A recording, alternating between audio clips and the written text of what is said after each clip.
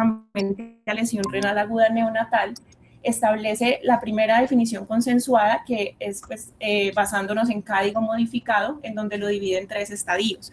El estadio 1, donde vamos a tener un aumento de la creatinina de más de 0.3 miligramos por decilitro respecto a un valor previo 48 horas antes, o un aumento de creatinina de 1.5 a 1.9 veces.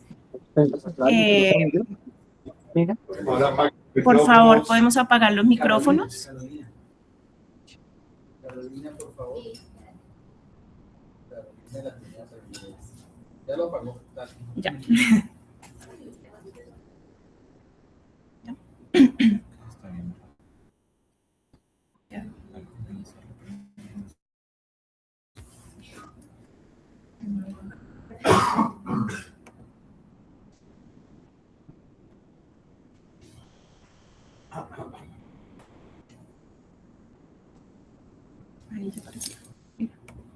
Sí, pero...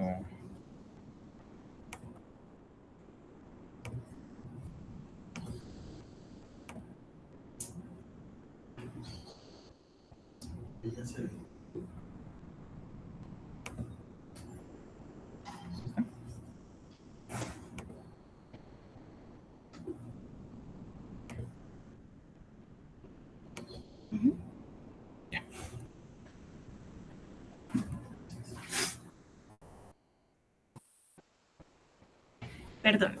Entonces, como les comentaba, estábamos hablando de los estadios de enfermedad de lesión renal aguda. Entonces, el estadio 1, un aumento de la creatinina por encima de 0.3 miligramos por decilitro respecto a un valor previo 48 horas antes, o un aumento de 1.5 a 1.9 veces de un valor basal, o que tengamos oliguria durante un periodo de 6 a 12 horas. El estadio 2 es ese aumento de la creatinina de 2 a 2.9 veces respecto a un valor basal, o que esta oliguria sea por más de 12 horas. Y el estadio 3, cuando tenemos elevación de esa creatinina más de 3 veces, o que tengamos un valor neto por encima de 2.5 miligramos por decilitro, o que el paciente necesite el uso de terapia de reemplazo renal, o también que tengamos un gasto urinario menor de 0.3 mililitros kilo por hora por más de 24 horas, o que definitivamente esté anúrico durante más de 12 horas. Este es un resumen de los resultados del estudio AWAKEN. A grande modo, pues les comento que este es el estudio más grande realizado a la fecha sobre lesión renal aguda en la población neonatal. Es un estudio de cohorte multicéntrico, en donde se obtuvieron datos de más de 2.000 recién nacidos ingresados en 24 unidades de cuidado intensivo neonatal en Australia, Canadá, India y Estados Unidos en un periodo de 3 meses. Este estudio logró estimar una incidencia de lesión renal aguda del 30%, que es un valor pues nada despreciable, y se presentaron ciertas variaciones de acuerdo a la edad gestacional, pues que es lo esperado, que a menor edad gestacional, mayor incidencia de lesión renal aguda. En general, el 56% de los recién nacidos eran varones, la gran mayoría eran de raza blanca, y un 18% de los recién nacidos eran producto de una gestación múltiple. Las razones más comunes o los motivos más comunes de ingreso a la unidad de cuidado intensivo neonatal fueron aquellos prematuros menores de 35 semanas que tenían insuficiencia respiratoria y pues se hospitalizaron también para evaluación ante el riesgo de sepsis. Ya en cuanto a aquellos recién nacidos que tenían, lesión renal aguda, entonces lo que se encontró es que tenían mayor probabilidad de pertenecer a la categoría de mayor peso al nacer, es decir, el 50% de estos niños evaluados tenían un peso por encima de 2.500 gramos. Tenían diagnóstico de encefalopatía hipóxico-isquémica seguido de cardiopatía congénita y enterocolitis necrotizante, y un cuarto motivo de falla renal aguda o de diagnóstico pues en estos pacientes con lesión renal eran aquellos que estaban en posoperatorio de cualquier cirugía. En cuanto a la mortalidad, entonces fue mayor en aquellos recién nacidos que tenían lesión renal aguda respecto a los que no, y adicionalmente también fue mayor la mortalidad en los pacientes que tenían estadios más avanzados, o sea, estadio 3 fue mayor la mortalidad respecto a los que tenían estadio 1 y 2, y asimismo se comportó la estancia hospitalaria, fue mayor en los que presentaron lesión renal aguda. Entonces, gracias a la comprensión de la enfermedad, pues gracias a esta definición consensuada, esto nos ha permitido tener avances en la comprensión de la enfermedad, asimismo conocer la incidencia, factores de riesgo y resultados a corto y mediano plazo de estos pacientes, y adicionalmente ha permitido protocolizar la vigilancia en lesión renal aguda neonatal, estratificar el riesgo y de esta manera mejorar todas las estrategias de prevención, diagnóstico y asimismo el reconocimiento temprano de la lesión renal aguda ha permitido avance en las terapias de reemplazo renal neonatal. Si bien el tratamiento principal de la enfermedad renal avanzada pues sigue siendo, o lo que uno busca es que sea terapia no, digamos que no invasiva, la terapia de reemplazo renal está indicada cuando definitivamente las medidas conservadoras no van a lograr mantener una homeostasis de líquidos y electrolitos. Entonces debemos conocer las indicaciones de soporte renal en general, son similares a la de niños más grandes, y las indicaciones son la presencia de una acidosis metabólica, una hipercalemia por encima, un potasio por encima de 7 miliequivalentes por litro, una sobrecarga hídrica de más del 10% e hiperamonemia que no respondan al manejo médico conservador, oliguria durante más de 6 horas y la presencia de uremia sintomática con un nitrógeno ureico por encima de 100 miligramos por decilitro. Entonces, la terapia de reemplazo renal puede administrarse a los recién nacidos mediante diferentes modalidades. Tenemos la diálisis peritoneal, la hemodiálisis intermitente y la terapia de reemplazo renal continua.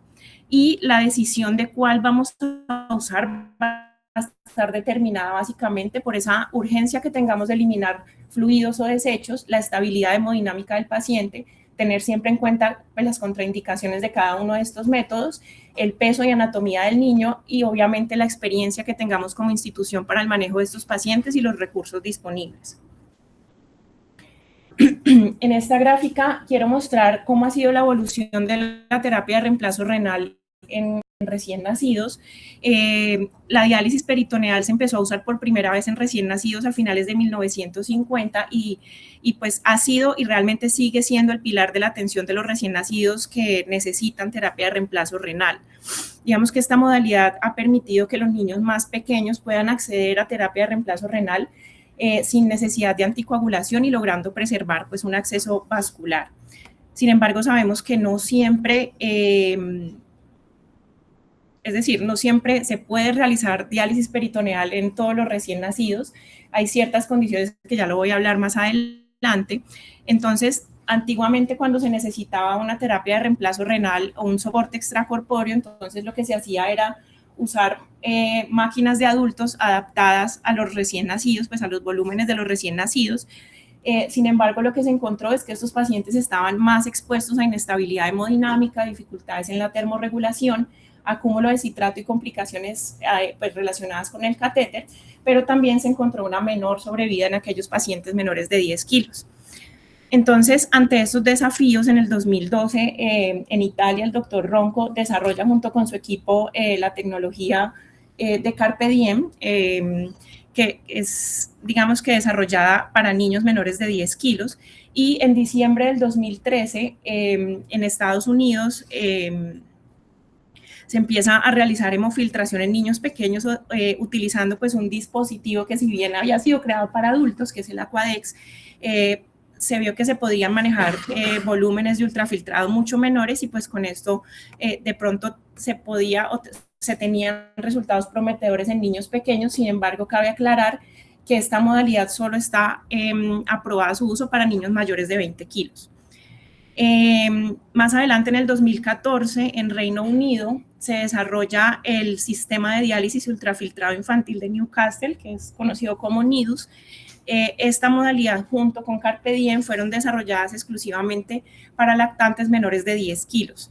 Sin embargo, hasta el 2020 se obtiene la aprobación por parte de la FDA para el uso de Carpe Diem en pacientes de 2.5 kilos a 10 kilogramos. En cuanto al NIDUS, aún no tiene aprobación por la FDA, solamente está disponible en Reino Unido y realmente solo se está usando pues con fines investigativos en el momento. Entonces, la diálisis peritoneal, como les decía anteriormente, es una de las modalidades más óptimas para recién nacidos. La diálisis peritoneal utiliza el peritoneo como filtro, entonces mediante la aplicación pues, de un dializante y un gradiente de concentración que genera, pues permite esa eliminación lenta de líquidos isolutos y pues de esta manera se va a evitar una inestabilidad hemodinámica. Puede realizarse de forma continua o intermitente. Por lo general se recomienda que se inicie de una modalidad pues continua, y ya cuando el paciente tenga una mejor estabilidad hemodinámica y un mejor equilibrio en los electrolitos, pues se puede realizar de forma intermitente. En cuanto a los beneficios de la diálisis peritoneal, es que digamos que está fácilmente disponible, incluso en entornos de bajos recursos. Hay una facilidad relativa del proceso, del procedimiento como tal, y lo que les decía anteriormente, que digamos que es una modalidad que nos ayuda a preservar ese acceso vascular y no necesita anticoagulante. Se han descrito casos de éxito en niños muy pequeños, incluso menores de 1000 gramos, y aquí el desafío terapéutico en este grupo de niños con muy bajo peso al nacer es esa disponibilidad limitada de catéteres de tamaño pequeño. Entonces, sin embargo, actualmente hay múltiples investigadores que han reportado o han documentado casos incluso con estos catéteres venosos periféricos, han tenido éxito incluso en niños menores de 800 gramos.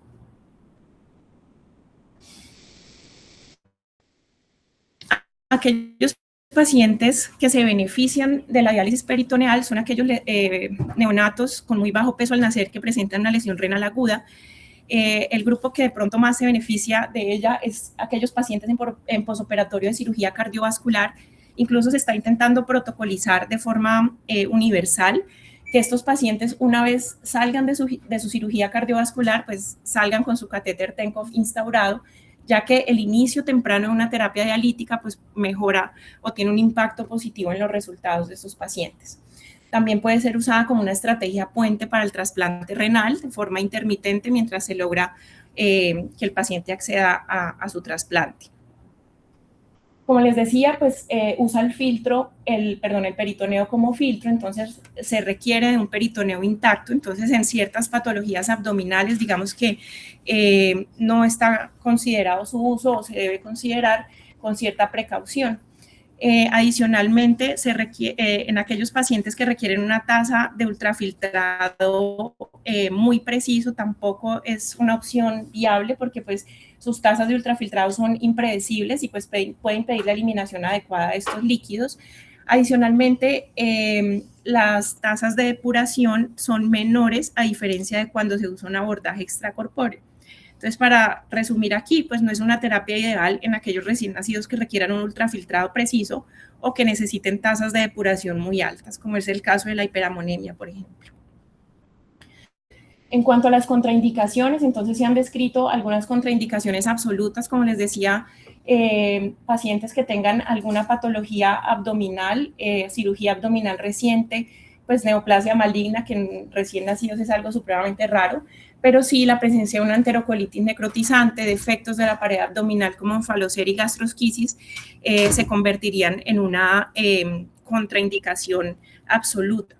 Y en cuanto a contraindicaciones relativas o cuándo usar la diálisis peritoneal con precauciones en aquellos pacientes que tengan un compromiso pulmonar grave. Sabemos que en el momento, digamos, de introducir el líquido de diálisis, puede aumentar la presión intraperitoneal y esto me genera pues o dificultades en la mecánica ventilatoria y pues puede agravar el escenario. Cabe resaltar, y quiero resaltar esto, y es que el hecho de tener cualquier tipo de ostomía, gastrostomía, ileostomía o colostomía no es una contraindicación para diálisis peritoneal. La única recomendación que se hace es que sea instaurado el catéter pues, en el sitio contralateral a donde está la ostomía. En cuanto a la hemodiálisis, es un método que se prefiere cuando requerimos una eliminación rápida y efectiva de solutos, pero aquí cabe aclarar que es siempre y cuando el paciente tenga una estabilidad hemodinámica. De no tenerla, pues se convierte en una contraindicación absoluta. Sin embargo, también con esta modalidad se han presentado ciertos desafíos pues, en el recién nacido. Se necesita claramente la presencia de un cuidador durante las sesiones con una proporción de enfermera-paciente 1 a 1, que pues eso dificulta demasiado en nuestro entorno. Adicionalmente, los equipos pues son demasiado grandes y esto incluso puede generar tasas de error de ultrafiltrado de más o menos 50 mililitros hora, que es un volumen altísimo para un recién nacido y pues puede llevar a desequilibrios a nivel hidroelectrolítico. Con la hemodiálisis, pues se han reportado tasas de mortalidad muy altas, de más del 50%. La gran mayoría de esta mortalidad está relacionada o ha sido, la principal causa de mortalidad ha sido por infección, seguido por complicaciones del catéter, ya sea por infección, migración o acudamiento. Y otras de las complicaciones, digamos que si bien, bueno, la hipotensión intradialítica es una de las complicaciones pues, más frecuentes del uso de la hemodiálisis, en donde básicamente se va a presentar como una respuesta vasovagal ante la hipotensión, que manifestada con palidez, vómito, diaforesis. Puede estar el niño somnoliento, con crisis epilépticas agudas. Y si bien el síndrome de desequilibrio de diálisis es raro, pero puede presentarse y realmente puede tener, digamos que resultados neurológicos adversos, es algo a tener en cuenta en estos niños, y es la presencia de un deterioro neurológico durante la sesión de hemodiálisis o inmediatamente después de esta, y básicamente lo que se presenta es por los cambios osmóticos agudos, como son filtros tan grandes, pues me puede generar un edema cerebral. Entonces, teniendo en cuenta todos estos riesgos y complicaciones, en 1980 se introduce el uso de la terapia de reemplazo renal continua. Esta es la modalidad más adecuada para el manejo del paciente crítico con inestabilidad hemodinámica. Gracias pues a la mayor tecnología que tenemos actualmente, esto permite una mejor remoción de volumen y adicionalmente pues depuración de solutos respecto a la diálisis peritoneal. Pero entonces, ¿qué es la terapia de reemplazo renal continua? Se define como el conjunto de modalidades dialíticas que proporcionan una diálisis continua, lenta y pues gracias a esto es mucho más suave, por decirlo así, en comparación con la hemodiálisis intermitente. Entonces esto me va a llevar a que sea mucho mejor tolerada a nivel hemodinámico, obviamente va a reducir el riesgo de edema cerebral y el síndrome de desequilibrio.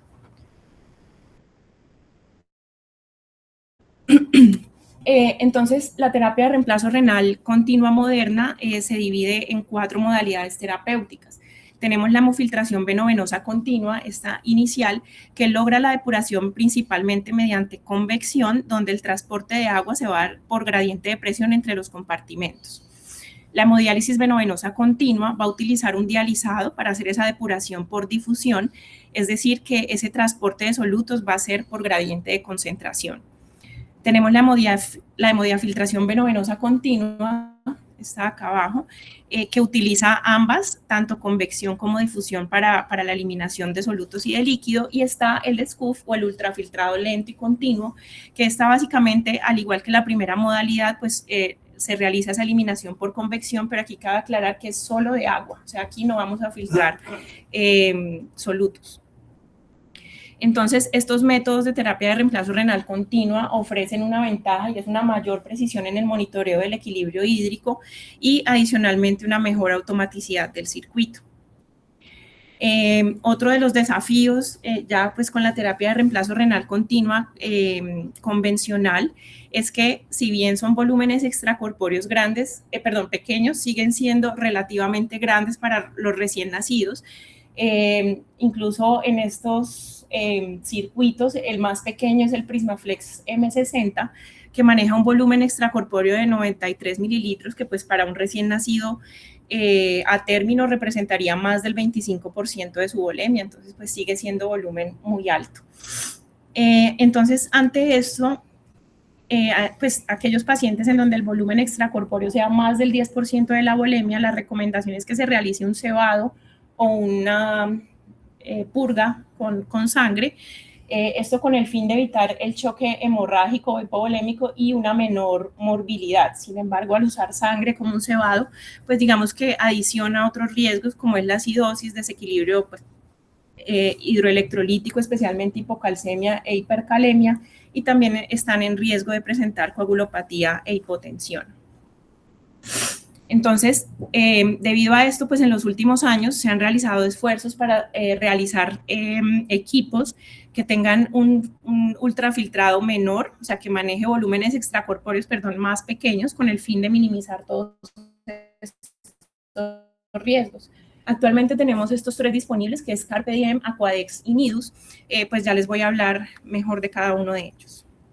Básicamente, todo esto me ofrece ciertas ventajas, o sea, todas estas terapias de soporte extracorpóreo me ofrecen ciertas ventajas respecto a la terapia de reemplazo renal continua convencional, como es dar una mejor precisión en ese monitoreo del equilibrio hídrico, una mayor automaticidad del circuito. Al usar circuitos más pequeños, pues puedo acceder a accesos vasculares más pequeños y adicionalmente, pues tenemos esa menor exposición a hemoderivados durante la preparación, menor inestabilidad hemodinámica y mayor seguridad para el paciente. En cuanto a Carpe Diem, este proyecto nace en Italia, como les decía, en el 2012 por el doctor Claudio Ronco, es un nefrólogo de adultos que vio la necesidad de crear pues esta tecnología para el manejo de pacientes más pequeños. Se llama, pues se reconoce como Carpe Diem, sus siglas quiere decir máquina de diálisis cardiorrenal pediátrica de emergencia, y realmente esta tecnología marcó el comienzo de la era de la terapia de reemplazo renal continua, especialmente en el grupo neonatal. El objetivo pues fue desarrollar esa plataforma que fuera diseñada para niños menores de 10 kilos. Entonces, esta es la máquina de Carpe Diem, que es la que tenemos actualmente disponible en la institución. Ella tiene unas básculas gravimétricas a cada lado, que ellas van a detectar variaciones de tan solo 1 gramo, tanto en la bolsa de infusión como en la bolsa de efluente, y pues esto me va a generar una mejor precisión en el balance de líquidos y en el ultrafiltrado. Adicionalmente, permite o tiene múltiples configuraciones de circuito, a diferencia de otras modalidades, con volúmenes extracorpóreos de 27, 34 y 45 mililitros, que esto se permite ajustar de acuerdo a la superficie corporal del niño. Y por otra parte, también el flujo de bomba es ajustable entre 2 a 50 mililitros minuto, y esto pues también va a permitir titular el flujo de acuerdo al tamaño del niño, y eso adicionalmente me facilita el uso, de catéteres de diálisis más pequeños.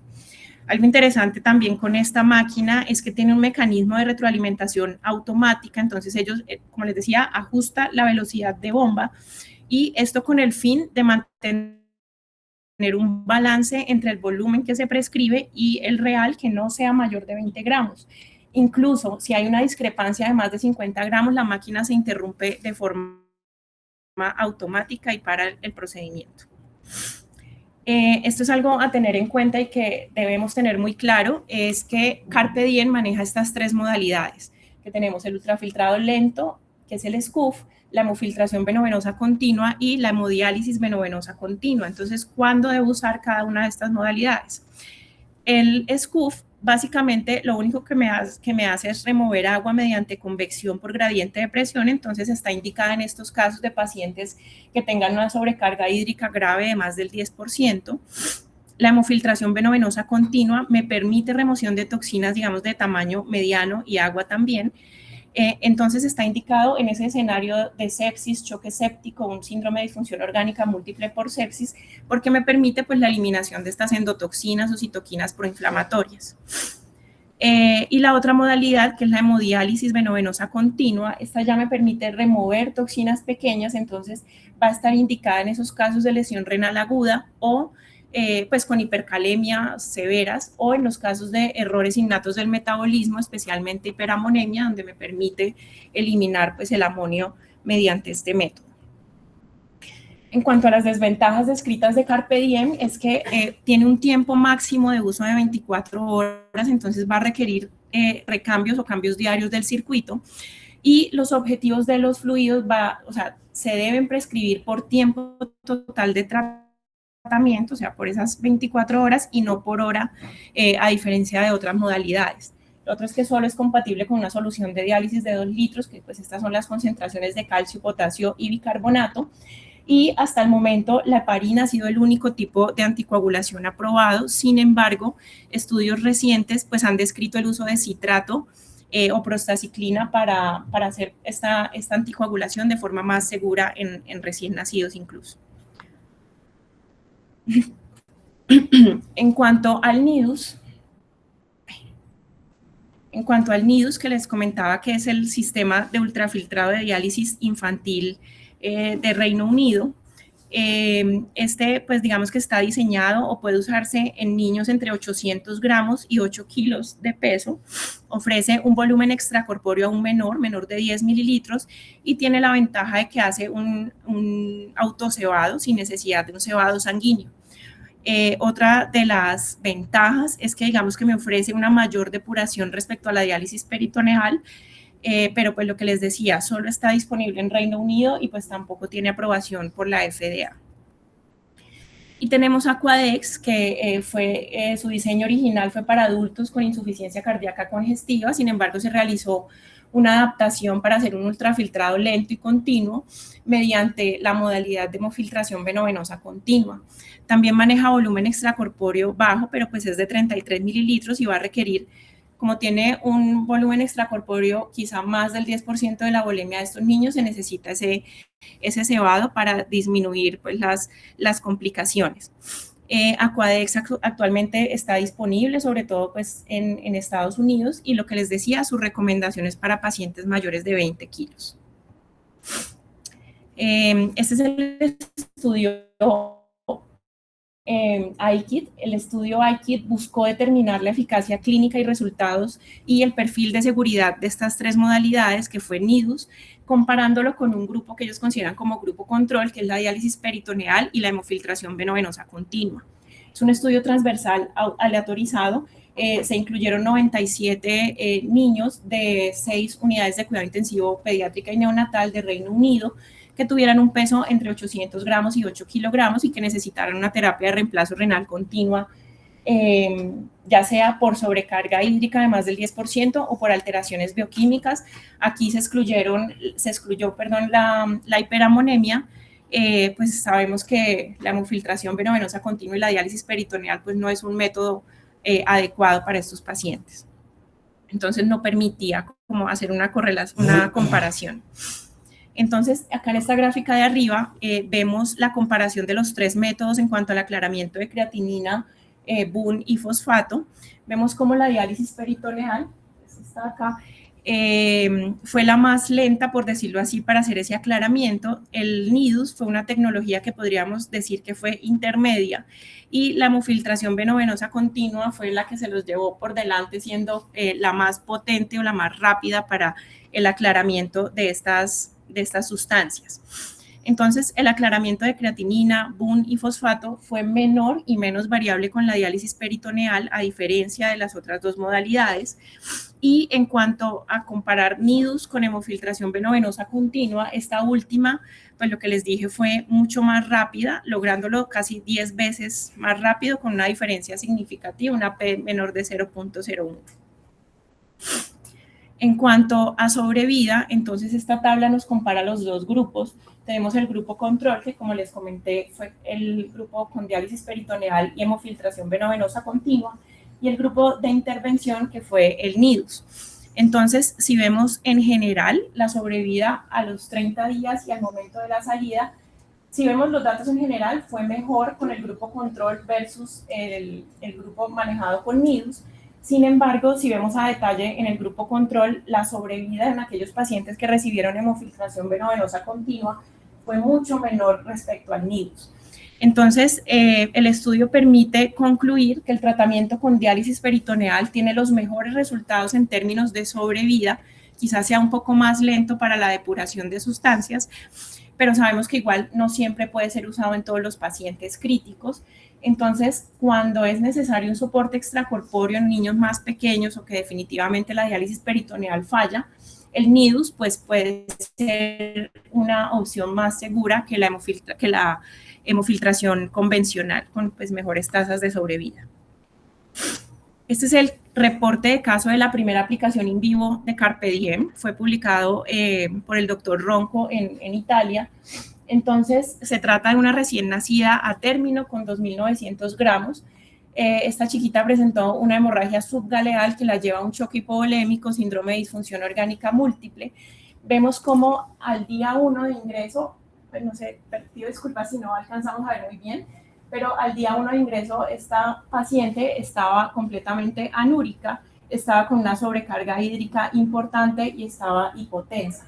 Se inicia la terapia con Carpe Diem hacia el día 4 de vida. En este momento tenía una sobrecarga hídrica del 63%, con un gasto urinario de 0.04 cc por kilo por hora. Estaba hipotensa, pues con soporte vasopresor, y vemos la evolución de ella. Ya recibió en total 25 días con esta terapia de reemplazo renal, y hacia el día 10 hubo una mejoría en sus variables hemodinámicas, permitiendo ya el retiro por completo de su soporte inotrópico y vasopresor. Y finalmente, pues termina la terapia de forma exitosa, sin registro de hipotensión, con un adecuado equilibrio hidroelectrolítico, tanto durante como al final. Y pues se dio una recuperación completa y un egreso temprano sin complicaciones. Entonces, en ese momento se confirma ese cambio en el paradigma en cuanto a la terapia de reemplazo renal continua neonatal, convirtiéndolo en un método adecuado y pues altamente seguro para este grupo de niños. Más adelante, en el 2020, se publica este estudio en Pediatric Nephrology. Este estudio buscó informar las características de los pacientes, los datos de la terapia, consideraciones técnicas y los resultados en general de aquellos pacientes que habían sido tratados con terapia de reemplazo renal continuo. Este fue un estudio también realizado en Italia, dirigido por el doctor Ronco. Se hizo un análisis retrospectivo de cohorte de pacientes tratados con Carpe Diem en 6 centros diferentes de Italia entre junio del 2013 y diciembre del 2016. Entonces, en esta tabla se describen las características clínicas de estos pacientes. Entonces, estaban entre 1 y 11 días de vida. En su gran mayoría, el 73% eran varones, con una edad gestacional media de 38 semanas y un peso de 2.9 kilos. El diagnóstico principal de estos pacientes de ingreso a la unidad de cuidado intensivo fue enfermedad cardiovascular, seguida de sepsis y errores innatos del metabolismo, con una tasa de filtración promedio de 15 mililitros minuto por 1.73 metros cuadrados, una media de gasto urinario de 1.2 cc kilo hora, y como vemos, más del 40% de estos pacientes tenían una sobrecarga hídrica de más del 20%. Vemos cómo la mitad sobrevivió, la otra mitad no. En cuanto a los pacientes que no sobrevivieron, entonces, ¿qué se encontró? Tenían un promedio de edad gestacional de 36 semanas, con un peso menor de 2.500 gramos. La gran mayoría de los pacientes que no sobrevivieron tenían como diagnóstico principal una enfermedad cardiovascular, y aquí vemos que los días de estancia en UCI de aquellos que no sobrevivieron fue de 13 días, o sea, fue mucho mayor comparada con los que sí sobrevivieron, lo que puede decirse que el inicio más temprano de esta terapia pues puede mejorar los resultados. Entonces, la conclusión de este estudio es que 50% de aquellos niños que sobrevivieron, pues no solo sobrevivieron a la terapia de reemplazo renal continua, sino al egreso, cometí un error, al egreso de la UCI y a la alta hospitalaria. Y lo que se encontró es que en general esa sobrevida se vio influenciada por una mayor mortalidad en el grupo de pacientes menores de 3 kilos. Problemas técnicos solo se presentaron en el 2% de las sesiones y en ningún caso estuvieron relacionados pues, con eventos adversos mayores. Dentro de las limitaciones de este estudio es que es un estudio retrospectivo y pues con una muestra relativamente pequeña de muestra de pacientes. En el 2022, también en Pediatric Nephrology, el doctor Goldstein en Cincinnati publica este estudio.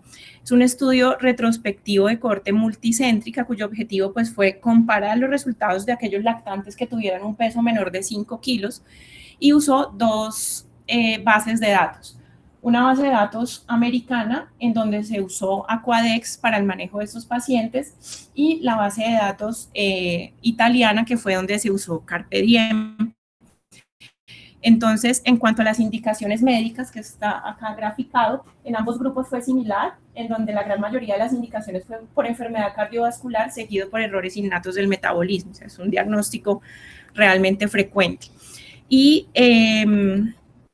la sobrevida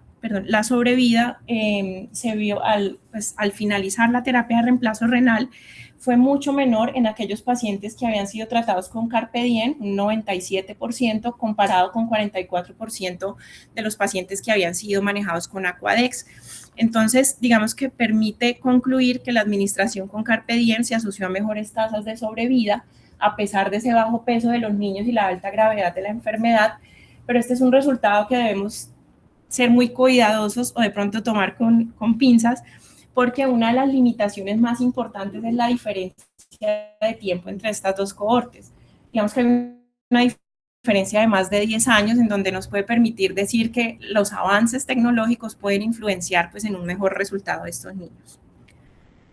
Este es otro estudio, este es más reciente y ya este es un estudio francés en donde se evalúa a los niños ya con edad gestacional menor de 32 semanas o con bajo peso al nacer, menores de 2.500 gramos. Entonces ellos quisieron evaluar los resultados clínicos de este grupo de niños sometidos a Carpe Diem en términos de tolerancia clínica, control de líquidos y eficacia. Es un estudio observacional descriptivo, fueron 6 unidades neonatales francesas y pues con estos datos de peso y edad gestacional. Los pacientes que ingresaron a este estudio fueron 10 en total. Tenían anuria, tenían un estadio 3 de código modificado, tasa de filtración glomerular en promedio de 9.9, con hipercalemia el 50% de los pacientes y uno de ellos tenía un potasio cercano a 10. 7 de los pacientes recibieron furosemida antes del inicio de la terapia de reemplazo renal continua. En esta primera tabla, entonces, se resumen las características de estos pacientes. Hubo una mediana de edad gestacional de 31 semanas, con un peso de 1.100 gramos y en su gran mayoría también eran hombres, el 70% de los recién nacidos eran varones. Y el diagnóstico principal acá de estos pacientes fue el choque séptico en el 50% de la cohorte, seguido por otras enfermedades como la enfermedad pulmonar y ya en un paciente con encefalopatía hipoxicoisquémica y otro con error innato del metabolismo. Estos pacientes tuvieron en promedio un 29% de sobrecarga hídrica, lo cual pues fue la principal indicación para el inicio del Carpe Diem, pues sumado a la lesión renal aguda. Y ya en esta siguiente tabla son las especificaciones técnicas que se usaron en esos pacientes prematuros. El 50% de ellos tuvieron pues un acceso venoso yugular con un tamaño de catéter en su mayoría es de 4.5 y 5. Uno de ellos usó, 3 de ellos se usó un catéter 6 y 6.5. El 100% de los pacientes fueron anticoagulados con heparina con flujos de bomba de 8 mililitros kilo minuto y un ultrafiltrado neutro de 6 mililitros kilo hora. El cebado pues también se realizó en el 100% de los pacientes con solución salina y en cuanto a resultados en términos de efectividad, tras la primera sesión de Carpe Diem de 24 horas, entonces lo que se encontró es que los niveles de creatinina y de nitrógeno ureico redujeron de forma significativa con una P menor de 0.01. En cuanto al potasio, sí se mantuvo, esos niveles de potasio se mantuvieron estables sin diferencias significativas, pero sí vemos como este paciente que ingresó con un potasio cercano a 10 sí tuvo una reducción marcada de esa hipercalemia. En cuanto a la sobrecarga hídrica, también hubo una reducción significativa desde un 40% a un 16% al suspender la terapia y también con una diferencia significativa con una P menor de 0.01. En general, no se observaron complicaciones hemorrágicas que hubieran sido clínicamente evidentes o asociadas a la heparina. Sin embargo, en 2 de los pacientes se diagnosticó una hemorragia intraventricular de alto grado, grado 3 y 4, que previamente no la tenían, y esto fue al finalizar pues, la terapia, pero no se logró encontrar como una asociación causal ni con la terapia de reemplazo renal, ni con el uso de heparina. Perdón.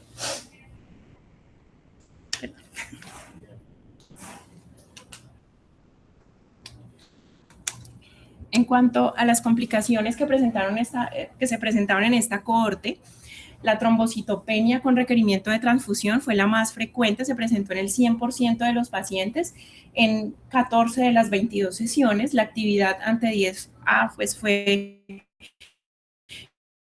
estuvo dentro de metas y la hipotensión intradialítica también fue una de las complicaciones más frecuentes, presentándose en el 90% de los neonatos en un 60% de las sesiones. Todos los pacientes sobrevivieron a Carpe Diem, pero solo uno sobrevivió a la alta hospitalaria y estas muertes se dieron por síndrome de disfunción orgánica múltiple, o en el caso de los niños que presentaban lesión cerebral grave, pues hubo la necesidad de interrumpir ese esfuerzo terapéutico. Entonces, las conclusiones de este estudio es que la terapia de reemplazo renal continua en recién nacidos con muy bajo peso al nacer y prematuros es probablemente es técnicamente viable, pero plantea ciertos desafíos relacionados, uno con ese riesgo de hipotensión intradialítica y lo otro con el sangrado por trombocitopenia, pues básicamente. Y se plantea el posible uso de citrato como una terapia anticoagulante de primera elección en estos pacientes con el fin de tener menos complicaciones, y es necesario realmente más estudios comparativos con otras modalidades de terapia de reemplazo renal, así como cohortes un poco más, pues, más grandes. Entonces, si bien es conocido que la terapia de reemplazo renal continua, pues moderna, o este soporte extracorpóreo ha venido en aumento gracias al reconocimiento más temprano de la lesión renal aguda, así como de la sobrecarga hídrica, y pues sabemos que permite una depuración continua y controlada de líquidos y de solutos en pacientes que tienen inestabilidad hemodinámica. El grupo de la Sociedad Europea de Cuidados Intensivos Pediátricos y Neonatales demostró que aún existen amplias variaciones en la práctica. Desde el momento del inicio de la terapia de soporte renal, o sea, las indicaciones, el acceso vascular adecuado, la modalidad que se requiere de acuerdo al diagnóstico del paciente, administración de dosis, métodos de anticoagulación y en qué momento interrumpir la terapia de reemplazo renal. Entonces voy a hablar, pues no de todas, pero sí de pronto de las más importantes para cumplir con los objetivos de la charla. En cuanto a las indicaciones, entonces es aquel paciente que tenga una lesión renal aguda con oligoanuria, pacientes con sobrecarga hídrica. Esto es algo supremamente importante porque no debemos esperar a que ese paciente con sobrecarga hídrica nos haga una lesión renal aguda, pues para empezar la terapia. Esta es la forma de calcular esa sobrecarga hídrica, que realmente es una fórmula muy sencilla, en donde es una diferencia de los líquidos administrados menos los líquidos eliminados dividido en el peso corporal ingreso por 100. Entonces eso me va a dar ese porcentaje. Si está mayor del 10%, es un paciente candidato a terapia de reemplazo renal continua. Esa sobrecarga hídrica, pues, puede estar relacionado con sepsis, cirugía cardiovascular, insuficiencia respiratoria y múltiples causas. Y pues incluso algunos metaanálisis han demostrado que la sobrecarga hídrica por encima del 10% puede tener una asociación con mayor mortalidad, en donde por cada aumento en la sobrecarga hídrica de 1%, la mortalidad puede aumentar un 6%. Entonces, y lo otro también, pues, que nos han demostrado los estudios es que entre más temprano sea el inicio de esta terapia, pues mejor sobrevida vamos a tener. Otras de las indicaciones, digamos que no renales para la terapia de reemplazo renal continua, es esa necesidad de eliminar pues ciertas toxinas.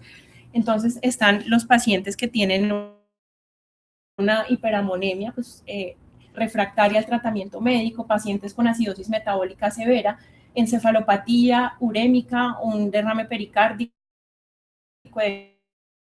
tipo de terapias, y aquellos pacientes que tengan un shock séptico, por lo que les dije anteriormente, la hemofiltración venovenosa continua me permite esa eliminación de sustancias de mediano tamaño, pues permite eliminar esas citoquinas y mediadores inflamatorios.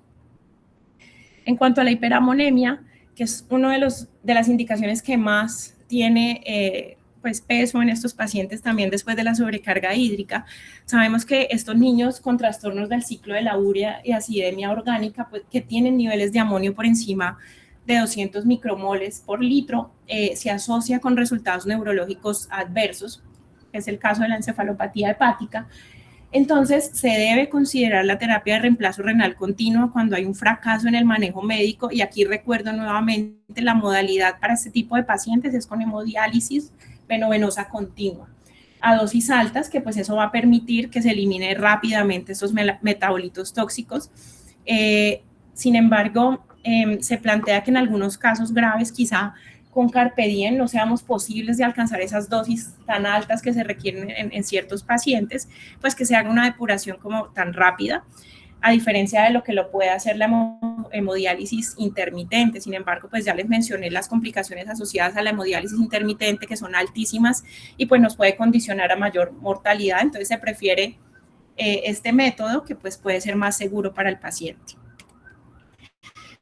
Este es un algoritmo que plantea el uso de terapia de reemplazo renal continua en niños con hiperamonemia. Aquí solamente quiero resaltar las indicaciones, y es aquellos pacientes que tengan un deterioro neurológico rápido con un amonio por encima de 150 micromoles litro, pacientes con encefalopatía moderada o severa, un amonio por encima de 400 que sea refractario a terapia médica, o cuando se dan aumentos rápidos de amonio de más de 300 micromoles litro por día, que no pueden ser manejados o controlados definitivamente con manejo farmacológico.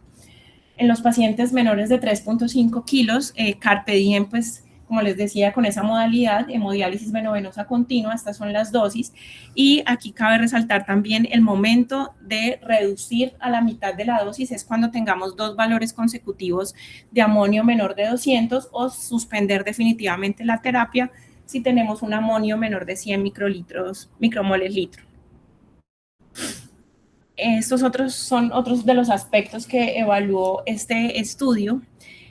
Respecto al acceso vascular, sabemos que el rendimiento y la administración de la terapia de reemplazo renal continua va a depender de que tengamos un acceso vascular eficiente. Y esto nos va a permitir, o va a ser esencial para lograr flujos sanguíneos adecuados.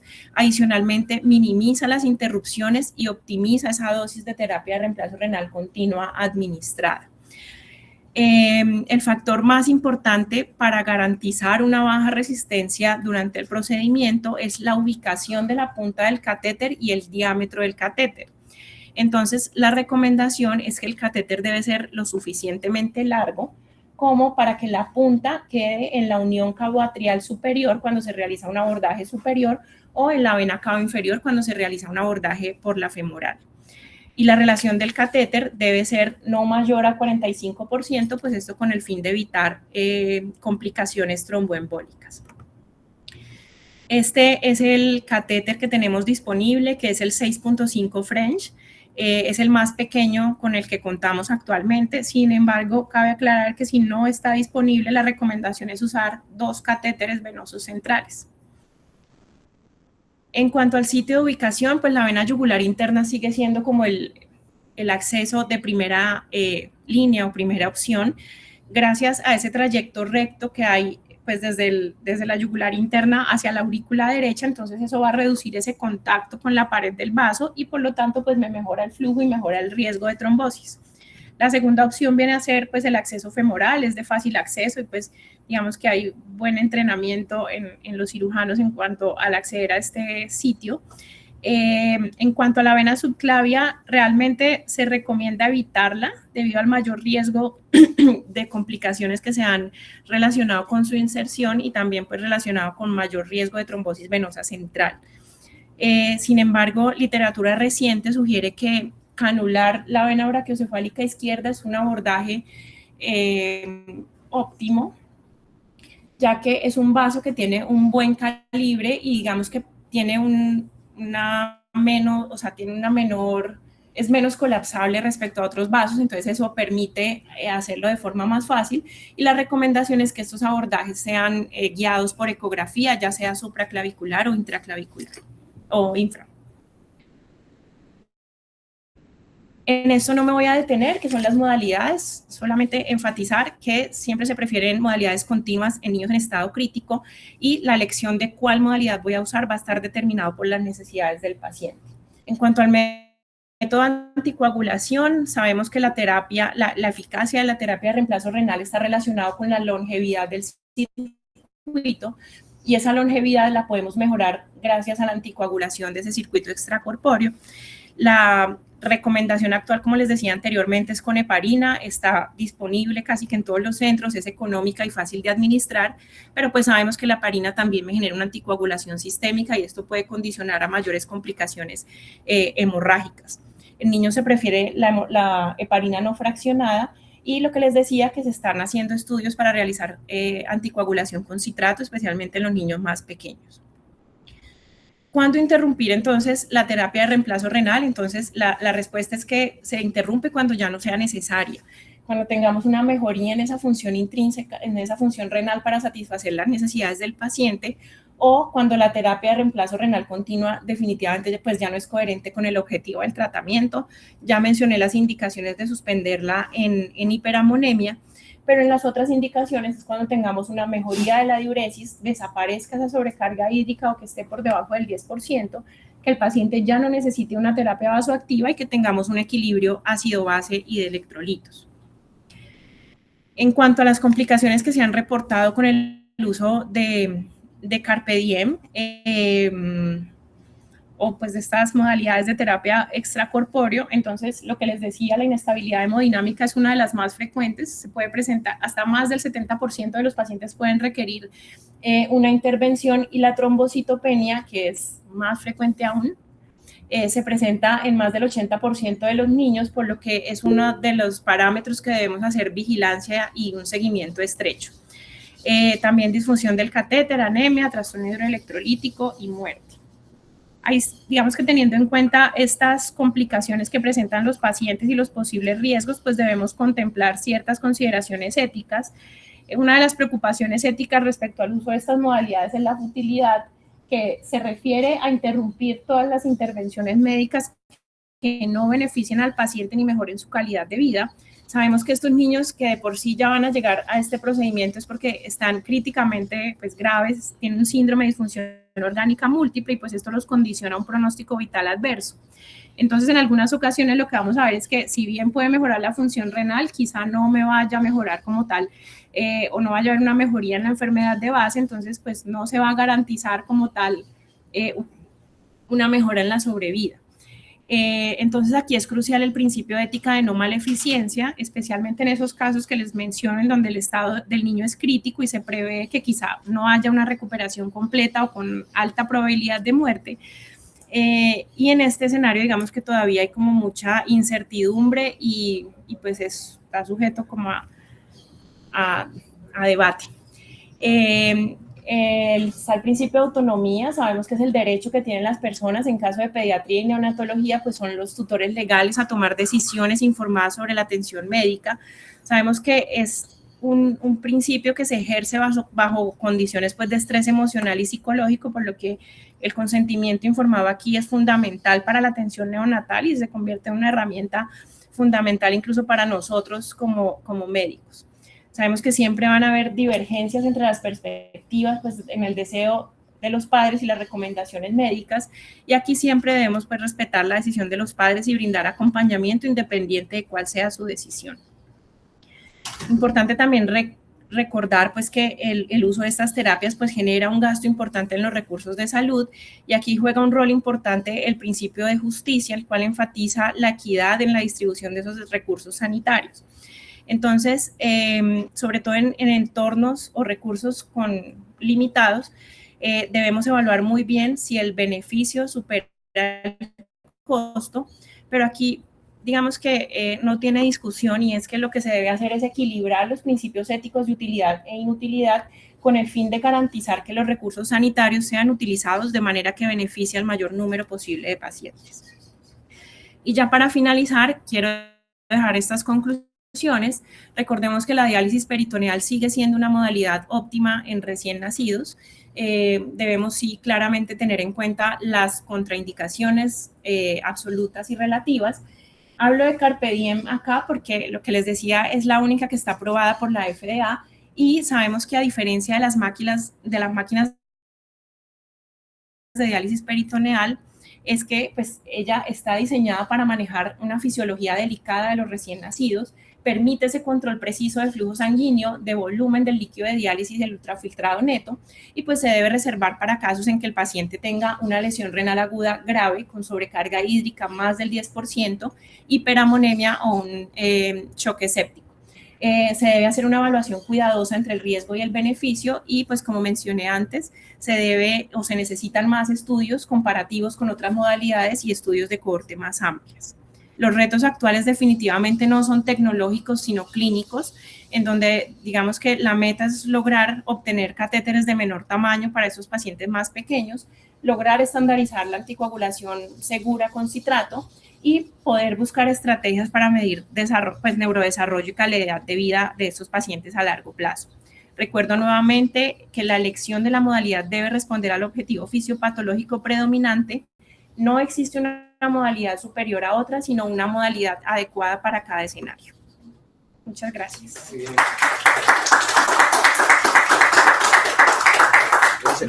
Muy buena la presentación, felicitaciones, muy amplia. Tenemos en el auditorio a la doctora Margarita, una de nuestras docentes, y a la doctora Consuela conectadas. ¿Quisieran los comentarios, doctora Margarita? ¿Quieres ver? Bueno, me pareció una muy buena revisión de Vivian, porque yo sé que realmente ese tema no es fácil. El tema de la diálisis es un tema pues bastante complejo de entender, y más pues el tema de las terapias de reemplazo renal continua. Me pareció excelente como la última frase que dijiste de que no hay una terapia óptima, sino que siempre uno debe evaluar muchas condiciones que son primero el paciente, ¿sí? Siempre desde la clínica y desde cada paciente qué es lo óptimo y qué es lo mejor para cada paciente, ¿sí? Clásicamente en pediatría, con lo que más tenemos años de experiencia y seguridad ha sido la diálisis peritoneal, ¿sí? Que ha sido la diálisis de uso ampliado, inclusive es la terapia dialítica de elección para los pacientes crónicos, ¿sí? Para un paciente pediátrico crónico siempre va a ser mejor hacer una diálisis peritoneal que se hace en casa, que lo conecta la mamá, que se conecta generalmente durante las noches, a evitar llevar a un paciente 3 veces por semanas a una terapia de hemodiálisis a conectarse durante 4 horas, ¿sí? Pero como bien lo mostraba Vivian, hay unas condiciones donde la diálisis peritoneal no es óptima, ¿sí? Y que recordemos que en la diálisis peritoneal nuestro, digamos, filtro es que el peritoneo. Y recordemos que en muchas condiciones, por ejemplo en sepsis, pues ese peritoneo no va a estar en las mejores condiciones, porque pues va a estar hipoperfundido, el paciente está choqueado, tiene soporte vasopresor, y de ese filtro es de que nosotros definimos cuánto ese paciente nos va a ultrafiltrar. Ultrafiltrar es cuánto líquido le vamos a extraer al paciente y qué tanto lo vamos a depurar, ¿sí?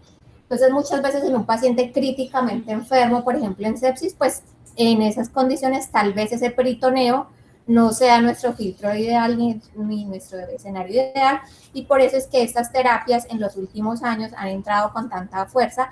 Principalmente el escenario de las terapias lentas continuas es el escenario del paciente crítico, hemodinámicamente inestable, el paciente de UCI, ¿sí? Donde obviamente una terapia que hace de manera lenta, pues como lo dice su nombre, una remoción tanto de solutos como de líquidos, para intentar de que no tengamos tanto desbalance ni hemodinámico ni tampoco electrolítico, porque es lo que pasaba antes. Teníamos las máquinas convencionales que usamos, por ejemplo, para los pediátricos, que son las mismas de adultos, pues igual así tengamos un filtro muy pequeño, que en teoría es un filtro para un paciente hasta 10 kilos, si lo poníamos a veces en un paciente más pequeño, pues lo que vemos es que claramente vamos a hacer una inestabilidad mucho más rápida en cuanto a solutos, porque vamos a remover los solutos mucho más rápido. Digamos que esta es como una de las ventajas grandes que tenemos de esta máquina. Idealmente, por ejemplo, el escenario de la hiperemonemia es el escenario ideal para el uso del Carpe Diem, o el paciente que tiene una sobrecarga hídrica importante, donde les explicaba que muchas veces el peritoneo va a ser muy lento para extraer los líquidos, y esto es una máquina en la cual uno programa cuánto líquido quiero yo extraer de mi paciente, por cuánto tiempo, y pues digamos que es como ahorita uno de los retos pues para todos, que la tenemos acá en el hospital. Tampoco yo nunca la he usado, pues porque no es una máquina que lleva más o menos 5 años acá, menos de 5 años acá en Colombia. Creo que en Cali la primera llegó hace 2 años, si no es mucho. Entonces pues va a ser un reto para todos, tanto para los pediatras y neonatólogos de la unidad como para el equipo de nefrología, pues cuando la arranquemos a usar, pero pues esperamos poder arrancar a usarla muy pronto. No sé si tienen alguna pregunta. Yo tengo una pregunta para cualquiera de ustedes. Vámonos atrás. Lo ideal es no llegar a la injuria renal, eso es lo básico. Y el común denominador que mencionó bien fue hipoxia, perfusión, volumen, etcétera, que daña el riñón. Perfilar los pacientes en la UCI, que son bastantes, es importante. ¿cuál sería el método inicial que uno le haga sospechar que ese paciente vaya a entrar en una injuria renal? Por ejemplo, parcial de orina, concentración urinaria. El seguimiento juicioso de la diuresis. Es que es un punto clínico importante para uno. Recuerden que la clasificación de falla renal aguda es CADIGO. Recuerden que CADIGO, hay CADIGO adulto, CADIGO pediátrico y CADIGO neonatal. Recuerden que la clasificación CADIGO no la puede hacer por elevación de creatinina o por diuresis. Sí.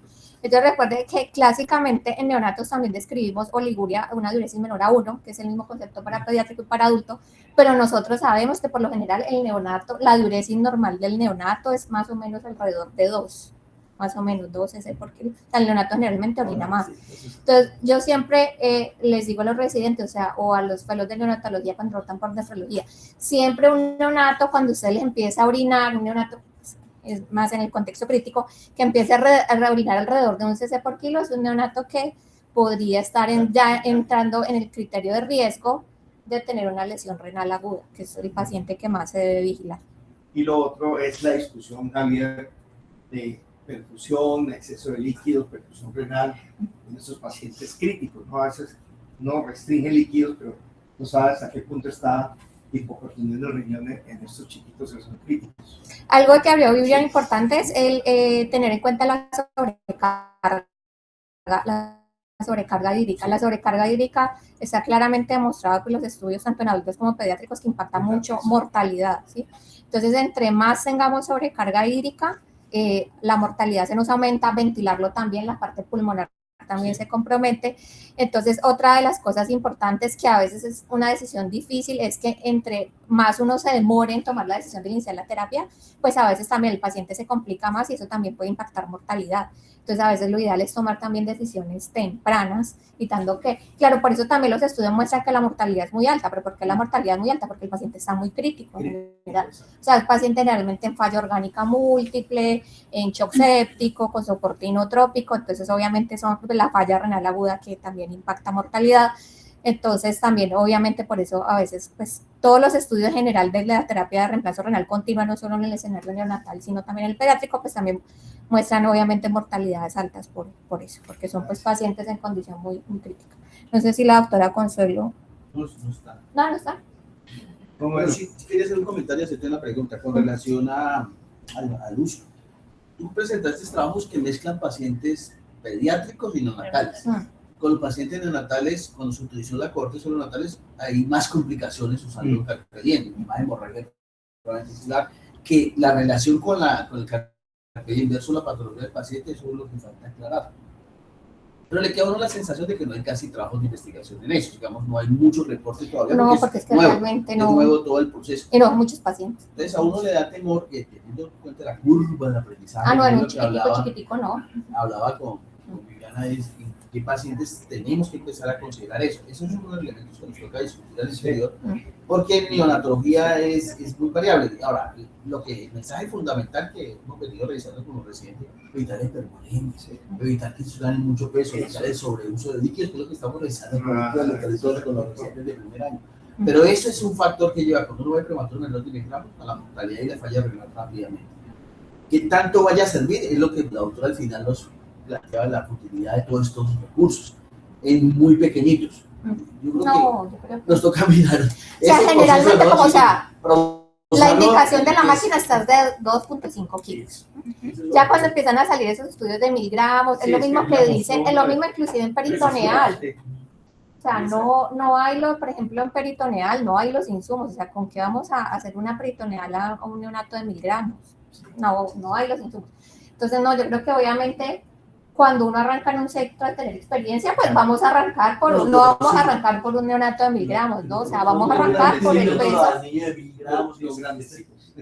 No, hay que esperar, por eso está hablando de los efectos y todo lo demás, y la máquina tiene una aprobación de 2.5. por esos pacientes de esa edad. Que por patologías que vivimos probablemente sean los mejores candidatos. Pienso que tenemos que arrancar por allí, claro, para que después miremos con esa curva de aprendizaje qué tanto sale la evidencia y vamos a meter probablemente se empiece a bajar. Oye, hay muchas experiencias que dicen 2.3, 2.4. Sí, obviamente es diferente. La experiencia por ejemplo, otros sitios, fundación, y la cocina. Sí, ellos han tenido que como 2.3 kilos, me han dicho que han sido Sí. como los más chiquitos que han montado más o menos. Perfecto. Ese era uno de los Muy bien. Y pues el tema del acceso vascular, la foto del catéter que mostró bien, pues el catéter que hay, que es un 6.5. Perdón, Miriam, ¿no consideraron el ombligo como fuente de acceso? No, señor. porque esa es una terapia que necesita un flujo alto y un buen acceso vascular. Muy cerquita, Ah, sí. sí. Sí. Sí, el catéter central Sí. idealmente de gran tamaño, que necesita un buen flujo. Y el mensaje no yugular interna, porque si es subclavio, porque generalmente nos dejan subclavios, hay tromboembolismo. Y hemos visto ya que hay un paciente con tromboembolismo en otra institución, otro tromboembolismo asociado al catéter subclavio. Eso es muy frecuente. Hay que mirar que sea yugular interna y decirle a los cirujanos que nos toca trabajar en esa parte. ¿Okay? Con femoral. Muchas gracias, no interesante. La idea es que vienen los técnicos a mostrar cómo se usa el equipo, es una charla que está pendiente con la doctora Viviana. Pero yo quería que esta parte académica primero la miráramos nosotros y miráramos después el tecnicismo que representan los que producen. Sí, la máquina es sensible. Sí, sí. Ahí lo que tiene que ajustar mucho con comité de ética y comité hospitalario es el consentimiento informado específico, porque eso es un tema muy sensible para muchas el riesgo de... Sí, no siempre, Sí, en terapia dialítica sí. siempre les pone a firmar Sí. consentimiento. Sí. El consentimiento para diálisis. Ustedes la usan más en pediatría, ¿cierto? En pacientes pediátricos, ¿no? Sí, no, y terapia continua, sí, hacemos en Pediatría pediátricos, también. en la UCI. No, muchas gracias. Excelente. Bueno, muy chévere. Gracias. Mm.